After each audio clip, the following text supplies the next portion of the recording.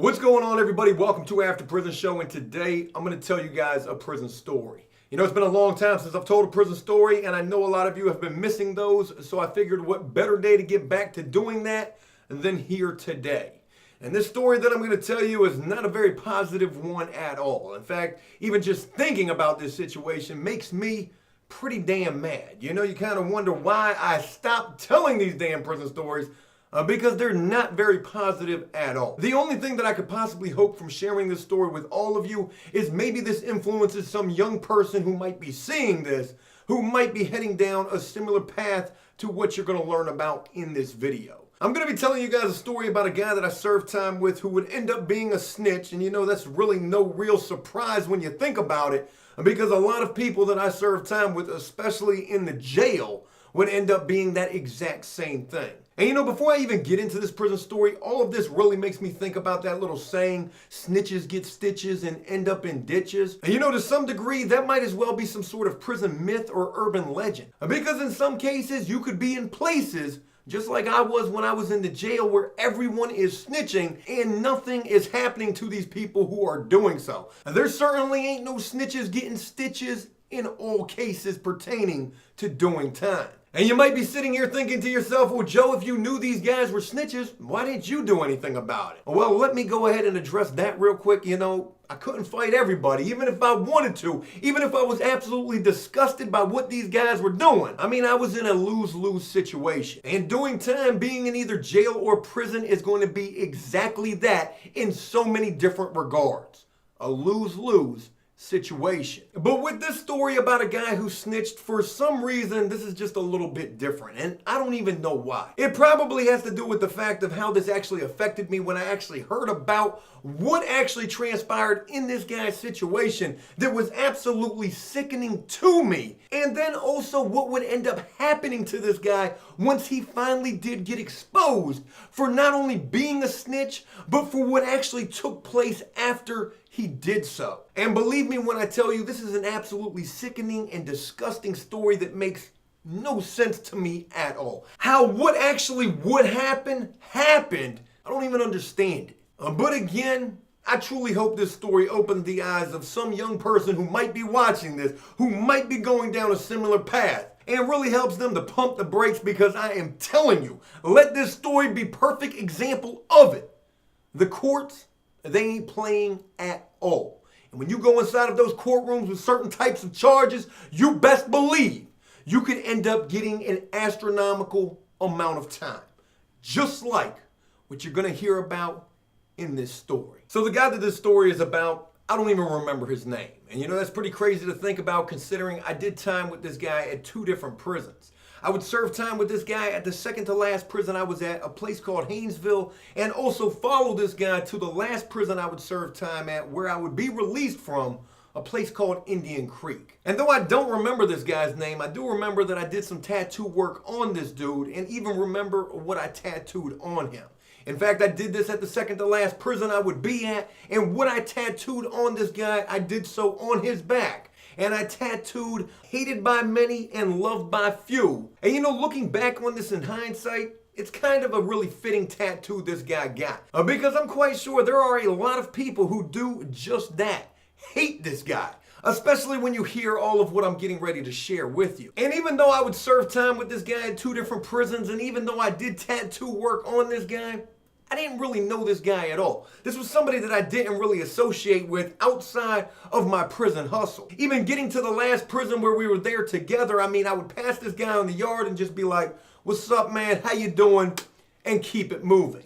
What I did know about this guy was not very much at all. All I really did know about this guy was he was an active gang member, and because of that, I really didn't want to kick it with this dude too hard. I didn't want to get wrapped up in that type of stuff while I was doing time, even though this was the type of stuff that surrounded me every day throughout all of the time that I would end up serving. But even with the fact this dude was in a gang, he wasn't really one of these rowdy, bout it type of dudes. I mean, this guy, for the most part, tried to keep a pretty low profile. And though that was kind of strange, because most of the time these gang member dudes feel like they can't be touched because they got the protection, or what they think is the protection, of an entire gang behind them, I wouldn't really give this any thought at all until later on, when basically everything became exposed that I would start to think, it kind of makes a lot of sense why this guy was trying to keep such a low profile. Because if people were to find out what they would end up finding out about this guy, and if this guy was into everything and anything he could be, this could put a lot more targets on his back than would end up being on his back already. But it was when I got to the last prison, the prison I would be released from, me and this guy, we would end up in the same housing unit again. This guy would be living in the same confined, closed quarters that I would be, just like we had been doing previously at the second to last prison that we were at together as well. And the reason this is important to mention is because it's inside of the housing unit when all of what was about to happen would first begin to take place. And here now is how it all began to go down and unfold. So the first thing that I got to tell you is, here in the state of Virginia, I don't know how this goes in other states. It might not happen in other states, and maybe it does. But here in the state of Virginia, whether it's in the jail or in the prisons, in most cases, every single day, there is a newspaper that's brought into the housing unit or cell block. And sometimes there's a newspaper list, like people actually put their name on a piece of paper, who's in turn to be able to read the newspaper in what order, or in other cases, that newspaper just ends up getting passed around from one prisoner to another. In some cases, prisoners will take and keep and hide that newspaper for themselves because they've never had not one solitary single thing in their life. So they feel like they just want to go ahead and hoard anything they can get their hands on, even something as simple as a newspaper. In other cases, people will hoard this newspaper for the sports section, maybe to get the betting lines, maybe to get the spreads for upcoming games, maybe to get schedules, maybe to get the TV programming. And there's a lot of different reasons why newspapers are so important inside of jails and prisons, other than just seeing what's going on in the news. So it's with telling you that you have to understand the newspaper, it's a big deal when serving time. A lot of guys are able to bid off of reading the newspaper, doing the crossword puzzles, looking at the comic or cartoon sections, reading their horoscopes. I mean, whatever the case, the newspaper, it's a big deal. And when a section of the newspaper comes up missing, that also is a really big deal. And that is exactly where the craziness of this story actually begins. Because it was on this one morning when the newspaper was delivered inside of the housing unit. And mind you, this was early in the morning. This was sometime around like 6 or 7 o'clock in the morning. The newspaper had just been delivered to this housing unit. And when all of a sudden, the local section of this newspaper came up missing.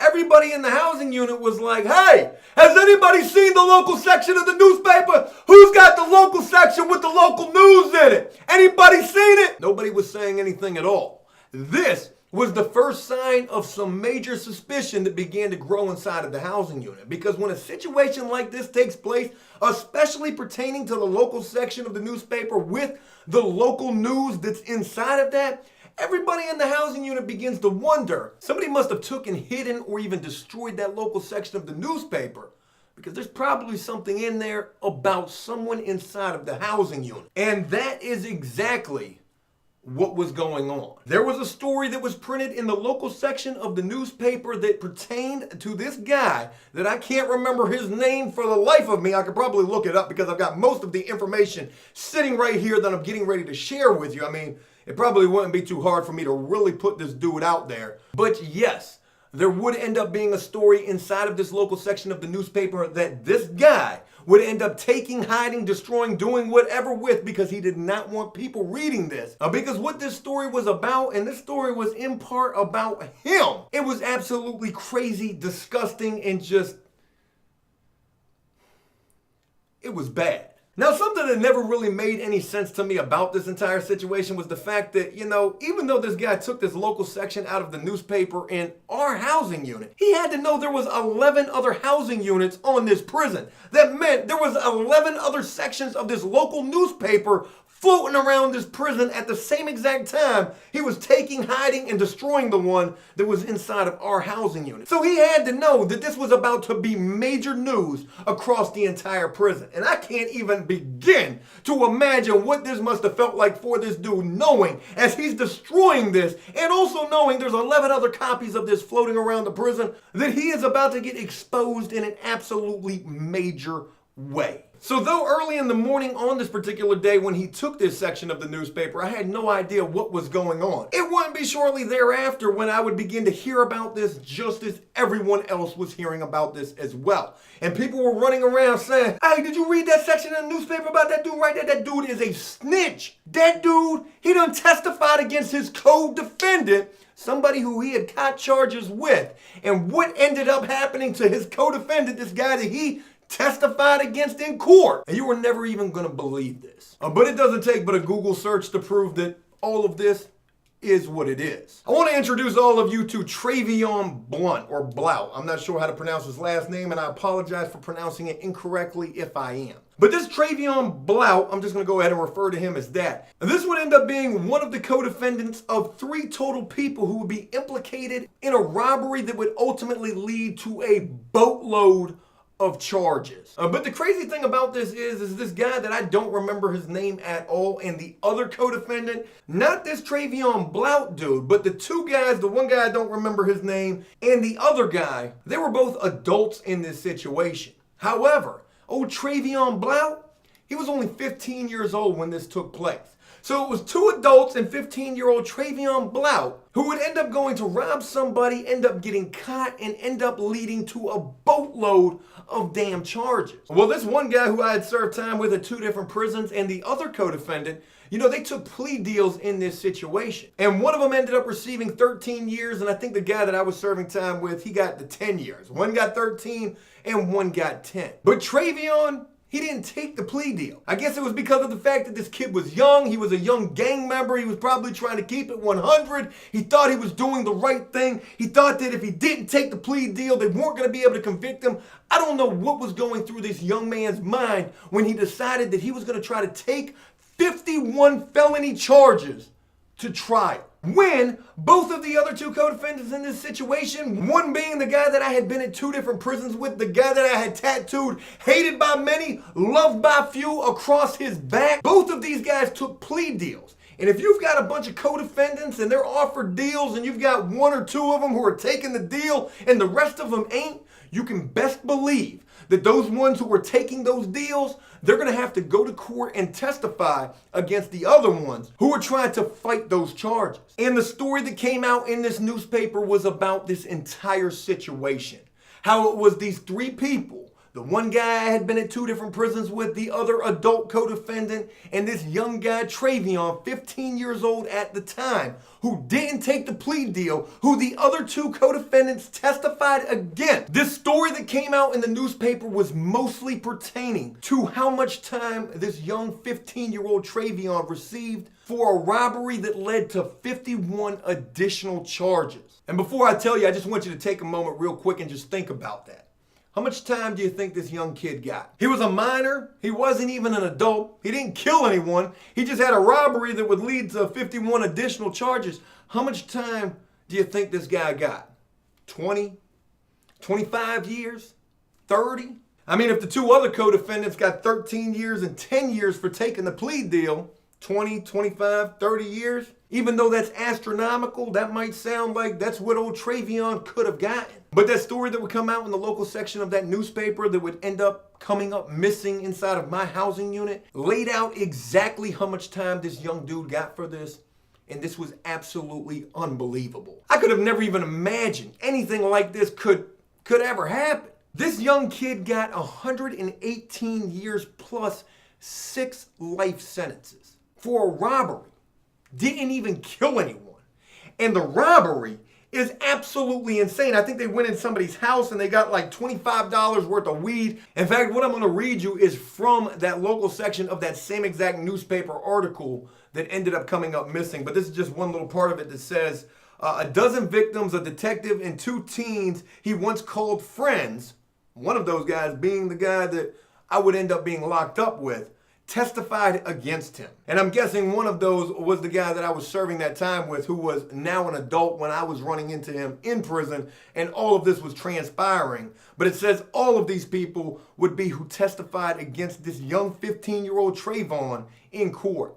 Witnesses described an armed robbery committed by 2 older teenagers and Blount, then 15, at a house party near Norfolk Naval Station in September of 2006. The three collected cash and marijuana. No shots were fired, but one person was struck by a co-defendant. So one person ended up getting hit. They don't even say if he got hit with a gun, and he definitely didn't get hit by this 15-year-old kid. But with that basically being like the synopsis of this robbery, this young kid got 118 years and 6 life sentences. In part because this guy that I was serving time with, this guy who I had been in 2 different prisons with, this guy who I had tattooed, hated by many, loved by few, I can guarantee you Trayvon's family absolutely hates this dude, testified against him and essentially snitched on this dude. Was inside that courtroom, sitting inside that witness box, talking about he was with me. That young kid right there, we did it together. And mind you, it wasn't just me who was hearing about this, it was the entire prison. Because this story wasn't just leaked through word of mouth. Hey, you heard about him? Dude, I just heard about this guy over there. Yo, you heard about it too? This wasn't just leaked through word of mouth. This was leaked through the local section of the newspaper where there were 11 additional copies of this story floating around throughout the prison. The entire compound knew everything about what this dude had done. He had snitched on his co-defendant inside of the courtroom. This dude was a gang member. This dude helped get a 15-year-old kid 6 life sentences plus 118 years. And when he's sitting here getting ready to go home for the same exact charge. And what would end up transpiring from this, with the entire prison knowing all about this? Would this guy get beat up, jumped out of the gang? I mean, destroyed on this prison rec yard, in the showers, in a blind spot in the prison? No. Nothing would happen to this dude. This dude would be able to continue to walk around scot-free, harm-free, just carrying on about his everyday business. Because nobody, for whatever reason, brought problems this dude's way. It wasn't because this dude was some high-ranking gang member or some big bad dude. His gang should have just handled the situation right there. But for whatever reason, nobody did nothing. They just overlooked the situation. In part because that whole snitches get stitches and end up in ditches. I hate to break it to you, but in some cases, that's just not the case at all. And for whatever reason, reasons I don't even understand, reasons I have no idea, reasons I can't explain to you, they'll justify it however they want to justify it, which is probably what they did. Well, you know, he rolled the dice. That was his choice. He should have known if he didn't take the plea deal like everybody else did, that these 2 dudes were going to have to go testify against him, because that was part of their plea deal. Everybody should have just taken the plea deal. But you're talking about a 15-year-old child, basically, a teenager, who for whatever reason, maybe he thought he was keeping it G, keeping it 100, keeping to the code of the street, or whatever this young kid was brainwashed to believe. And if that's the case, I can't even imagine the look on his face when his co-gang members, his gang brothers, are sitting in that courtroom pointing a finger right at him. He did it. He was with us when we did it. Hell, he was the mastermind. We done took our plea deal. That means we can't be that responsible. And look at the way they sentenced this kid.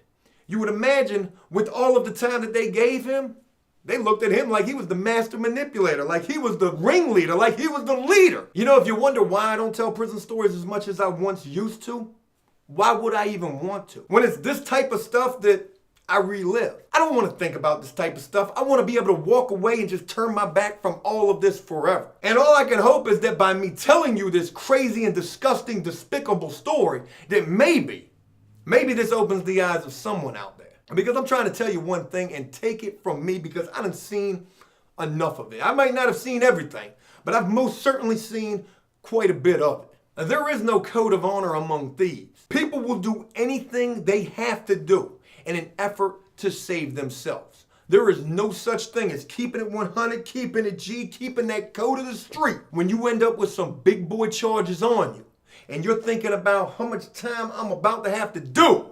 But if I just testify on this dude right here, I might not have to do but half of that time, or maybe I won't have to do any time at all. Unfortunately, that is the mentality of a lot of people you're going to meet inside a jail and prison. You're talking about the worst of the worst. And I'm not just talking about because of what they're locked up for, some heinous, horrible, crazy charges. I'm talking about their mentality and their mindset, the way they're thinking. because they damn sure don't care about you. And they will do whatever they have to do, including destroying and ruining and taking away your life completely in whichever form or fashion in an effort just to save their own.